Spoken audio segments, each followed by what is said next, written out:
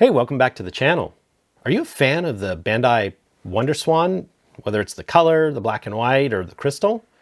Well, I'm a handheld fan, and I really wish they'd have brought that one to the United States, but they didn't, so it's not part of my collection.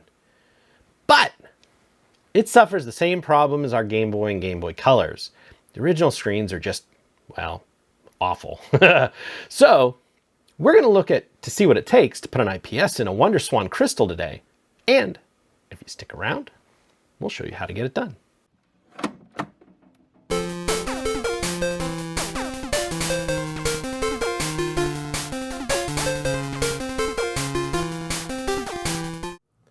All right, on the bench today, we have a SwanCrystal, WonderSwan. These were put out, in the late 90s, I guess. Not a real connoisseur on these ones, and I don't have a lot of information, but they were put out by Bandai, and these were to compete with the Game Boys and the Game Boy Colors. There was a black and white version, and of course, this is a color version, so this is akin to the Game Boy Color. And like the Game Boy Color, if we turn this on, you can see, I don't know how well you can see, there's no backlight, and it makes it a little hard to play. Of course, with the studio lights, and it's pretty bright in here, everything can be seen, but we're just gonna go ahead and turn that off. And like the Game Boys and Game Boy Colors, an IPS screen really makes these nice and enjoyable to play. So, you might as well start to get into it. I'm gonna pull that cartridge out, and we will take the battery out. And as I recall, these just slide. I think there's a catch and a slide. Yes. All right. I don't want to break this one. And there's only one AA battery in it. So while with the standard screen, I believe they'll run, 20 or 30 hours, I'm sure with this IPS, it's only going to run in maybe a couple hours at best. But hey, a couple hours on one AA, that'll still get you through a trip. I mean, you can carry a couple batteries with you. It's not like a Game Gear where you had to carry an extra 6 batteries for a few more hours. So let's go ahead and get into this one.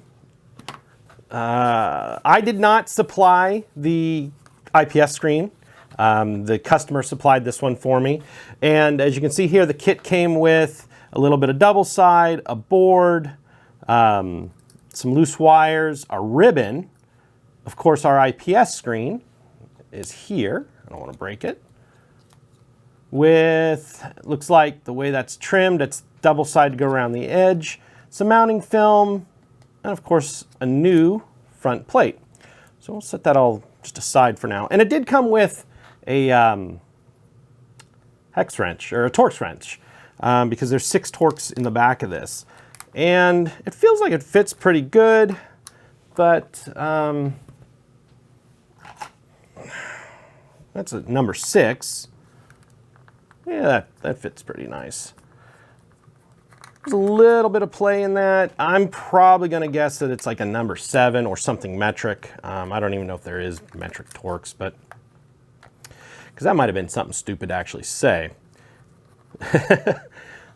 But it's a number 6 that I'm using here. If you have a number 7, give it a try. It'd probably fit a little nicer.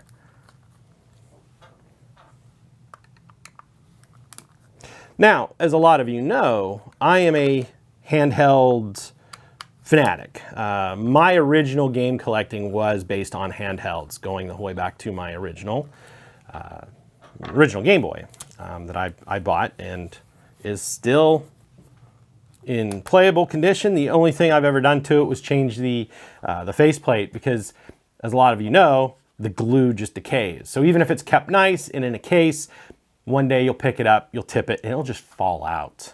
So the only thing on mine that's been changed is that. Of course, I do have a modified one with an IPS screen and a shelf from Handheld Legend, which links down below if you ever need a discount from them. And that's the one I wound up playing.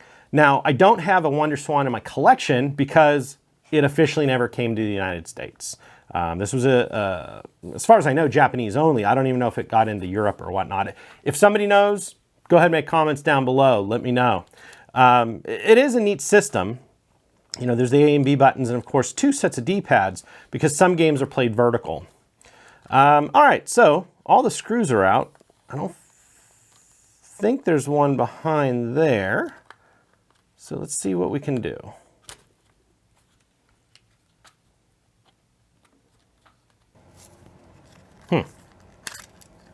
There we go. Just had to get the right angle on it, I guess. Move my helping hands. All right, so there's our back shell. There's our volume slider. We'll put it there so we don't forget. All right, so our ribbon here just looks like a standard, kind of like a Game Boy Color. Pull it forward to release it. And nothing, there's no screws in the board. So there we go, our main board's out. And for now, I'm just gonna set that aside. Pull the buttons. Here's our lowers. And that's kind of nice. All the buttons stay with the membranes.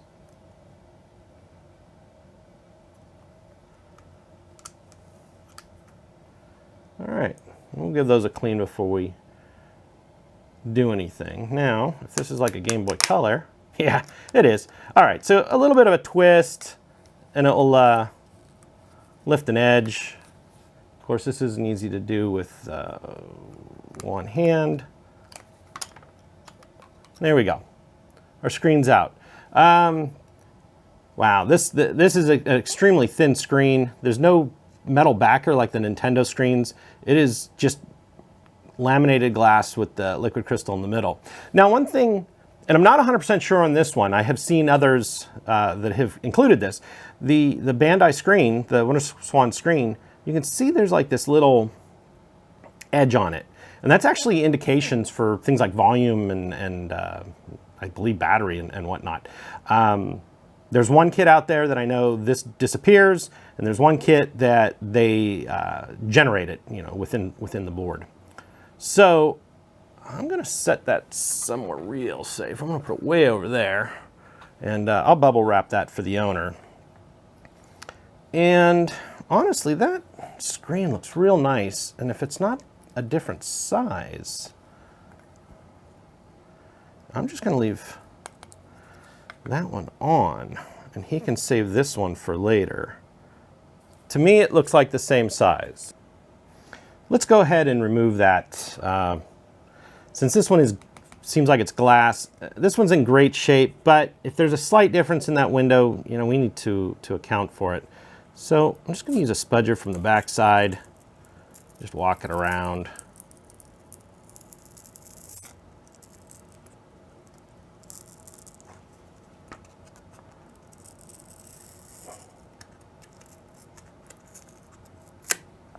And I'll also set this aside with that other glass, just because these are an oddball in the United States.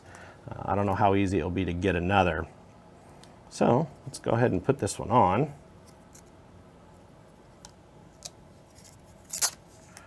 I don't always pull the front film, but in this case, since I had these cutouts, I figured it would get in our way.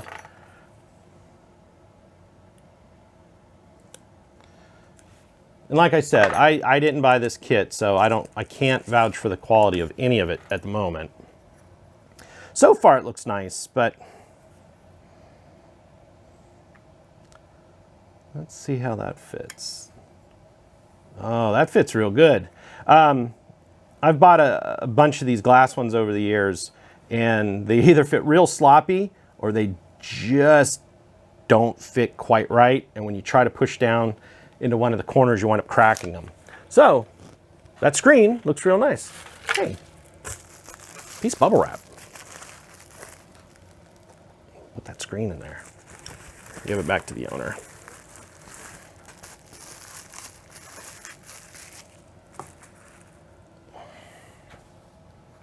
All right, so that's that.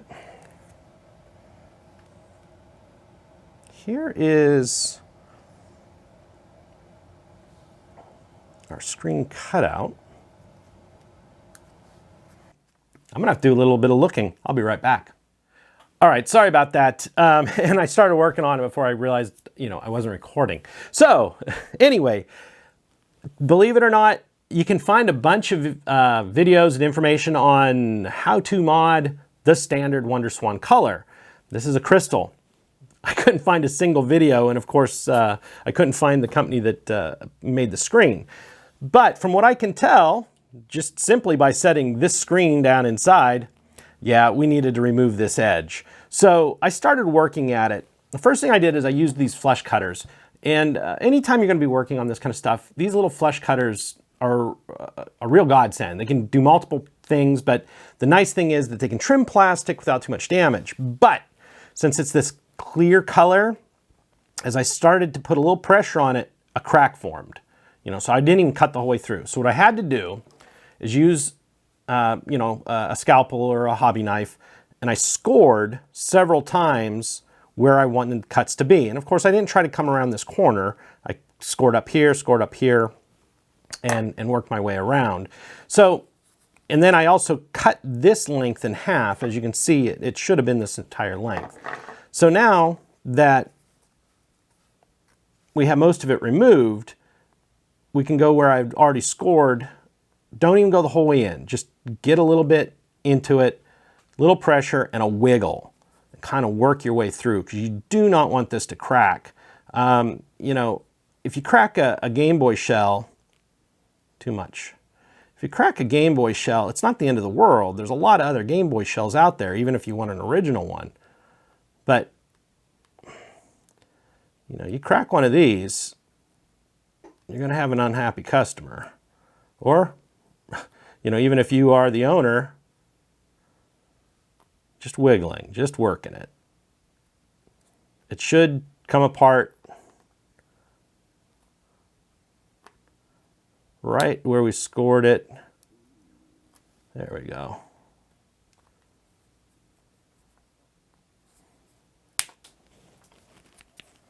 Yeah, that didn't almost hit me.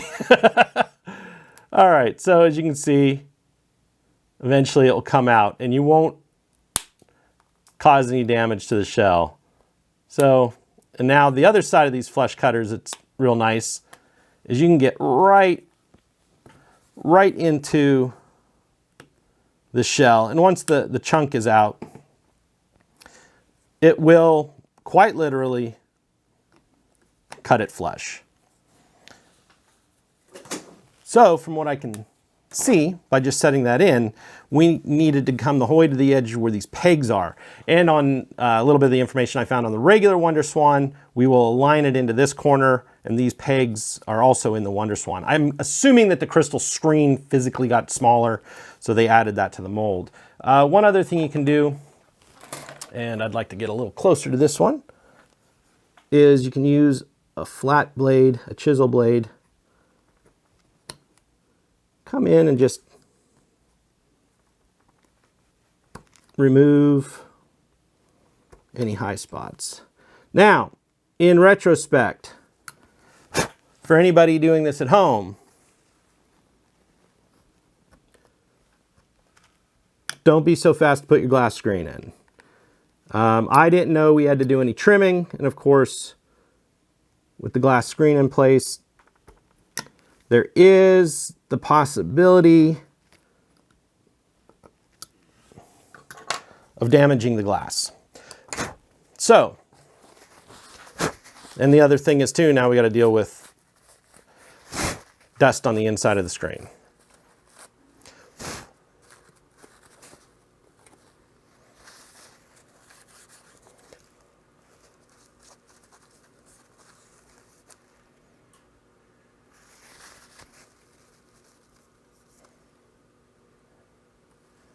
All right, that looks pretty good. Like I said, the original glue is still pretty tacky, so we're just gonna not even bother with that other one. But now we want to pull the screen film.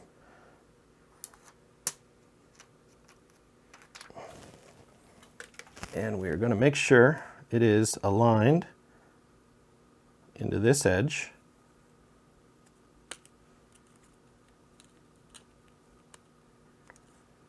And hopefully we trimmed enough of this away.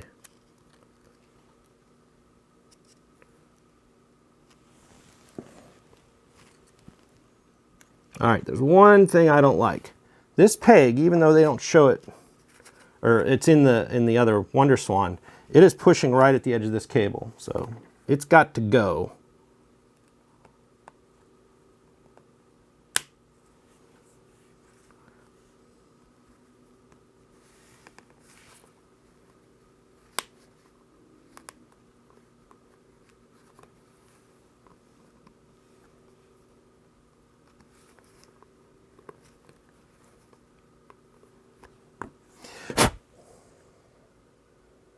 Of course, we're going to make sure our dust is all out too. And now that we've disturbed this,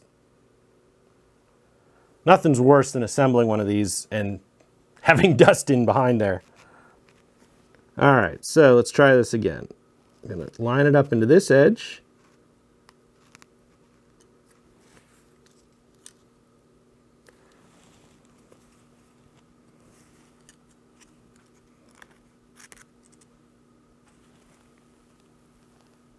All right.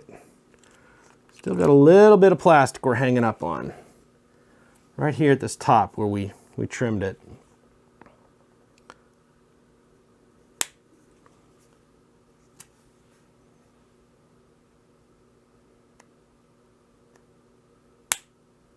All right.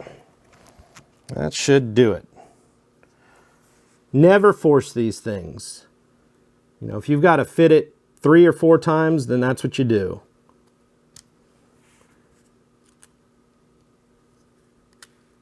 And it absolutely fits perfect. All right, so let's just do a little recap here. We had to trim out this edge. I took off the bottom pin, and I actually, when I took this little extra edge off, I put the flush cut cutters right on the edge of that top pin and pulled it out. So now we got 2 insulating films, and I'm sure just like any of these other kits, one's going to go on the back here. They're not too sticky, but we want to make sure it's where it should be. All right, and our driver board. Okay, let's take a quick peek at this. And let's see, our board is going to go in this way. So here's this ribbon. And I'm sure it's going to go, oops, it's going to go in this way on this board. So this is going to tuck around this way. All right, so let's go ahead and put this one in since we know which way it's going to go.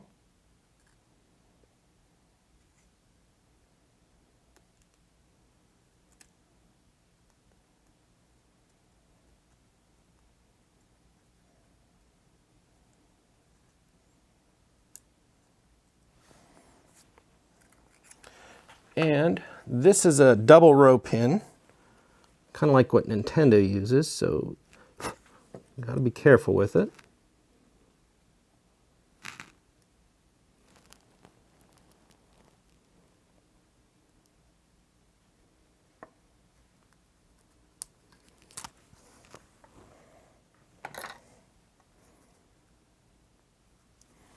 All right, and if our circuit board's here, that will fold down like that.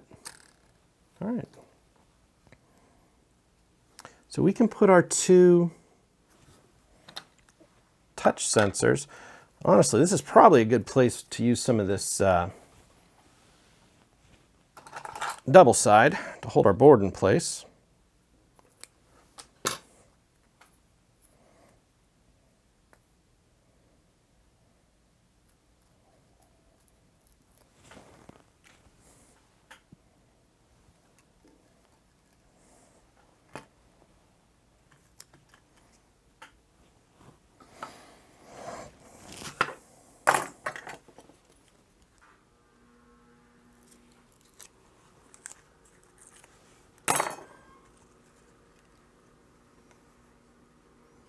Sure everything's in nice and flat.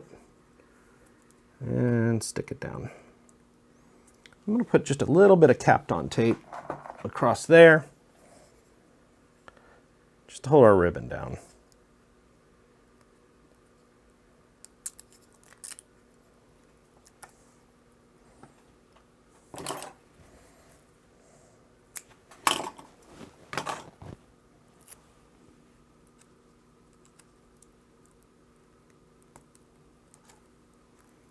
About like that. Make sure it's out of the way of our buttons.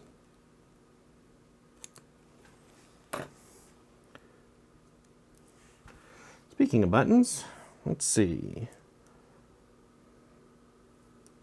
All right, our buttons are in, and it looks like the edge of the screen is just going to be right in the way. I'm not going to trim any of that. We're just going to see how it all fits.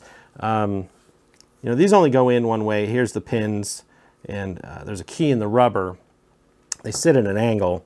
I was getting a little confused there because I guess I didn't pay attention when I first put it together.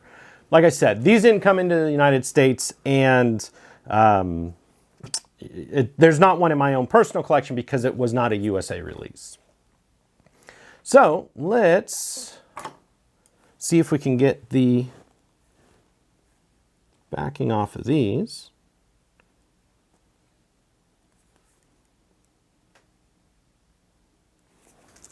Get a little closer.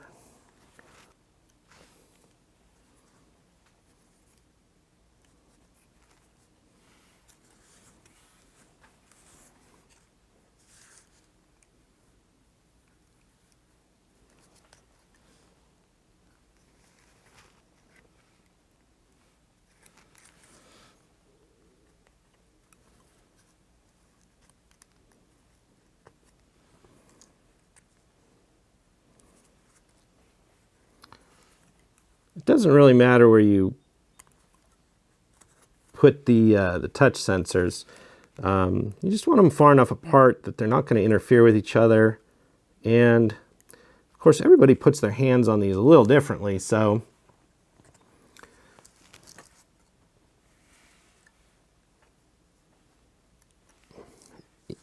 I don't know. It just, sometimes these touch sensors are good and sometimes they're not so good. I've actually removed them from a few of my personal systems that had other ways of accessing the menus. But, you know, that's not always the case. So I'm going to put the other one here, kind of on the front edge. And we'll tuck that wire under our video cable. So one's here and one's here. I don't know if that's how the owner's going to like it, but that's the way they're going in right now. So let's get the rest of our membranes back in.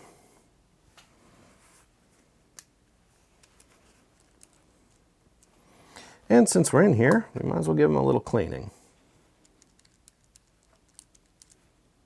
There's really nothing coming off it. This one's in real nice condition, which it's always nice to work on these kinds of systems. And as you can see, the edge of the screen is right inside this bit of rubber. I don't want to trim it just because I know I can't get these, and if something happens after I trim it, I think I'd rather have it a little compressed than you know, cut and moving. So that's that. Now, I think we need some power.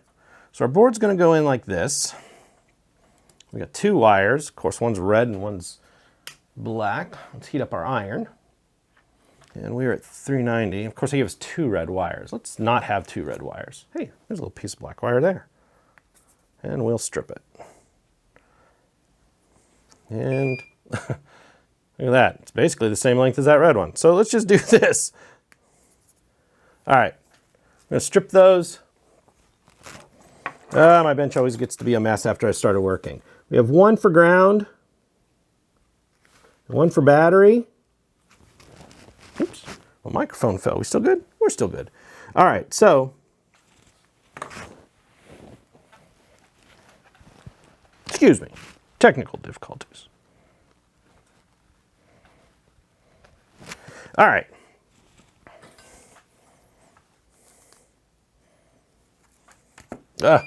Can't work with those on. I think I've mentioned in other videos, I don't generally wear reading glasses for reading. It's just whenever you're working on the small stuff, especially if I can't get right on it because I'm going to block the camera. If I put the magnifiers on, I can get it back a little bit farther and we could do the work needed. So let's go ahead and pre-tin our ground and our battery points. So this one's positive.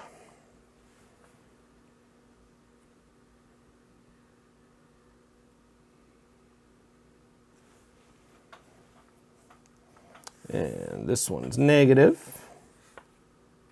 I don't know how these are going to be routed right now, but there we go. A little bit of extra flux is always good. Make sure things flow and leaves a nice solder joint for everybody to look at. All right, so it's going to be like that. This board is going to drop in here. Now, where's our battery door? So here's our shell. Here's our battery door. Our battery snaps in this way. So this side is positive and this side is negative. Don't want to accidentally cross those. And looks like we got this nice little cutout on the board. We can just bring both of the wires to. And we can set our board back in place.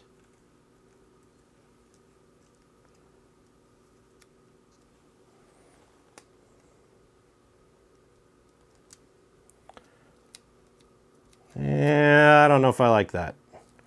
When I push on the board, I can feel it. I can feel it pop. I don't want it influencing any buttons. I don't think we have a choice on this one. I think we're going to have to remove.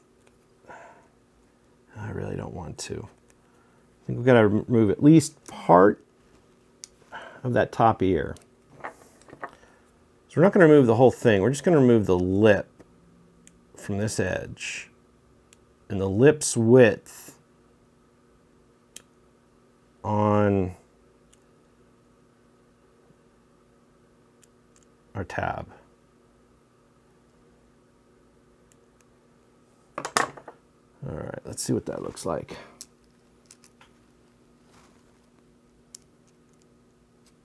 Okay, just a little bit more back here.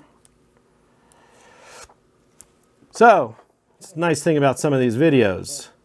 You know, the obscure stuff we don't always get to work on, but if we just take our time, we get to learn together.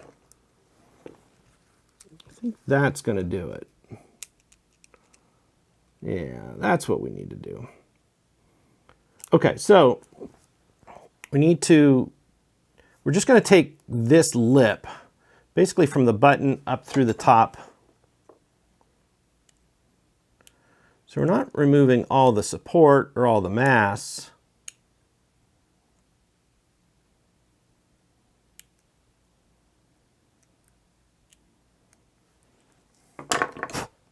And that one got a little bit more than I wanted, but it is rubber, so. And of course the buttons in this tab, you know, it's all going to still be held in place, so I think we're okay. All right, so let's go back to the board. Set our board back in.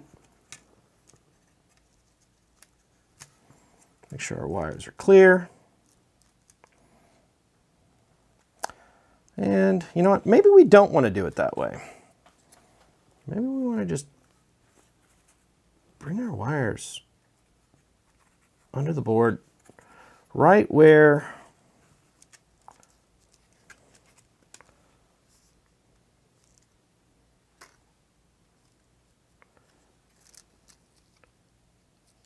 of course feels like it's thick. I think we need to remove this foam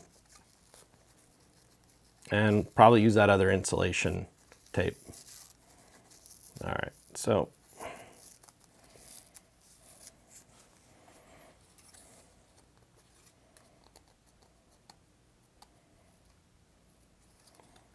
all right, we're going to set this aside for a second because we need to work this and get the glue off. Well, maybe not get the glue off, but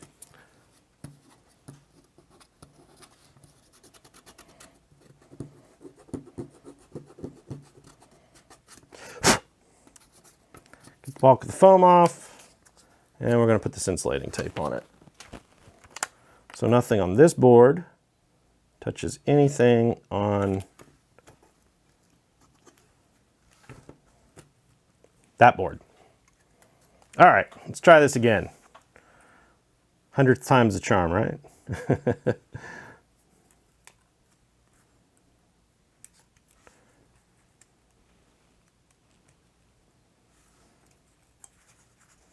Okay, that feels a little better. All right, so we're going to trim this off. Strip it. This 30 gauge wire, you don't need to try to use wire strippers on it. Just use a fingernail and you'll pop enough right off. All right, so here again, get up close and personal.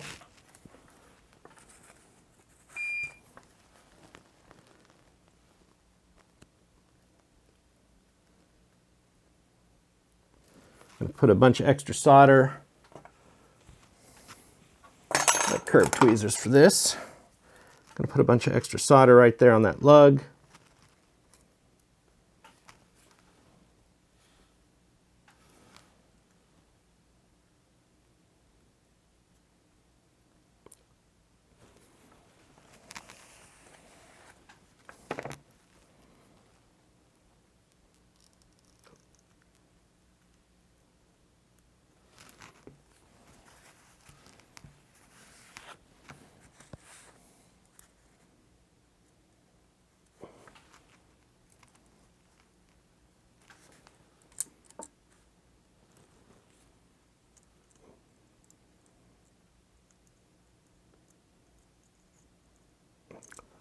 All right.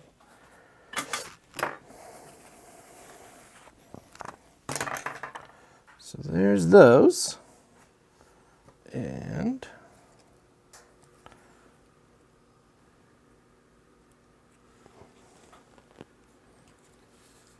let's see. Got a little opening here. Gotta make sure that's not gonna lock anything up.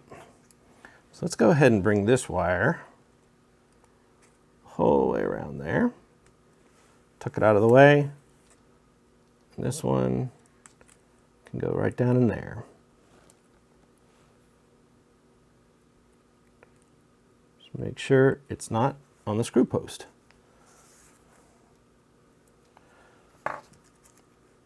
Okay.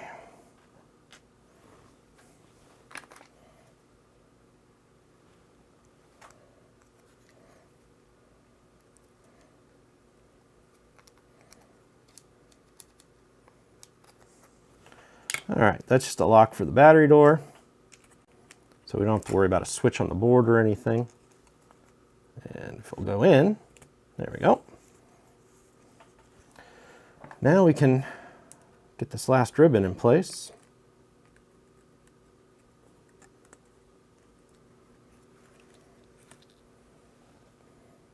And push the tabs in. All right, that just about does it. It should be everything. So we'll kind of loosely fit this back down. We'll just put in a couple of our screws to make sure things are square. Don't want to crank them down too hard. I know there was that clip here, so I don't know how that's going to snap together at the moment.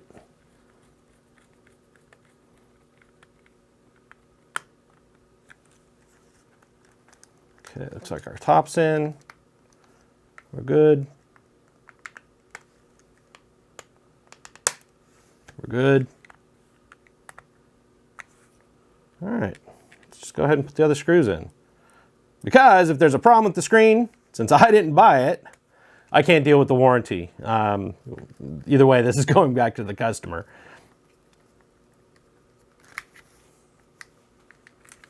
I know that's not a good attitude to have, but you know, whenever you're dealing with, I believe this came from maybe AliExpress, so it's not one of my normal shops that I have a rapport with that, you know, I can just say, hey, customer bought this, I was doing the work, you know, can we get this exchanged? You know, somebody like Handheld Legend would do it for me without a problem, or even Console 5. But in this case, the owner has to deal with any problems that may have arise. Which I'm not saying there is. There's no problems at all buying from these places. It's just you've got to deal with it yourself. All right, so get the fingerprints off of it. All right, all the buttons feel okay, even where we had to trim them. And let's go ahead and put a game in it. Put our battery in it. Lock the battery. And keep our fingers crossed. Oh, look at that. This one does. You can see here, there was one. Let me turn it off since I'm not 100% sure. All right, so when it boots up, you'll see right down this. You got sound and whatnot. Now, let's see what we've got for our touch sensors. We'll wait until the main screen comes up and we'll go from there.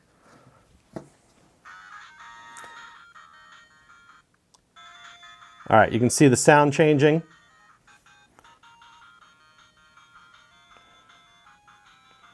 All right, we got color modes. And I'm sure it's brightness. There we go. Wow. All right, so there we go. There's an install of an IPS on a WonderSwan It's very similar to the regular WonderSwan color, just a few extra gotchas. But like every IPS, man, that looks really nice. I wish these had come out to America and there was some American games for them, but of course there wasn't. Anyway, there we have it. If you enjoyed the video, give us a thumbs up. Make a comment down below on things you'd like to see. If you have to give us that thumb down, definitely give us a comment. Let us know what we can change. Don't forget to hit subscribe and hit the bell notification button to know when new content comes out. And we'll catch you on the next video. Thanks.